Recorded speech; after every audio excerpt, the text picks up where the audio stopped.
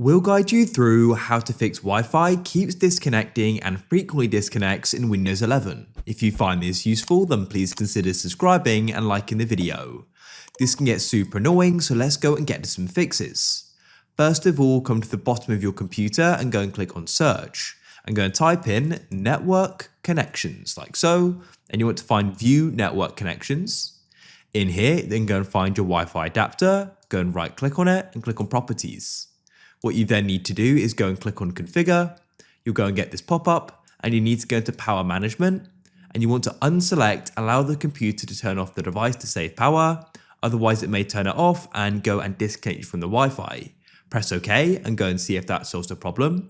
If it still doesn't, you want to come to the bottom of your computer and click on the start button and go and open up your settings. Now go over to the left into network and internet, go and scroll down like so until you find advanced network settings, and you want to go and scroll down again until you see network reset and go and click there. What this will do is remove and reinstall all of your network adapters and set them back to their original settings, so if there's some sort of problem, it should fix it. Go and click on reset now, confirm your decision and press yes, and your computer will go and shut down and start again, completing it. After that goes and happens, go and see if that solves the problem. If it still doesn't, then what you want to try doing is installing your Wi-Fi drivers. If they're already installed, you can go and update them. If you found this useful, then leave a like.